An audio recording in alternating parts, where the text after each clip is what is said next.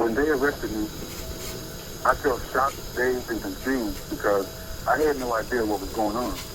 I had assault rifles being pointed at me from every direction.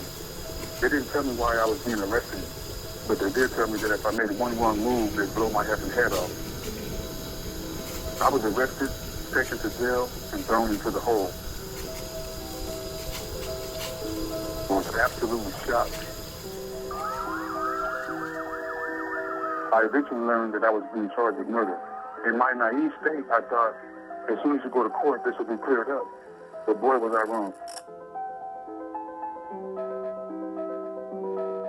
My name is Timothy James Young. I am a wrongfully convicted prisoner on San Quentin's death row. I have been here for 23 years, and I am an exoneree in the making.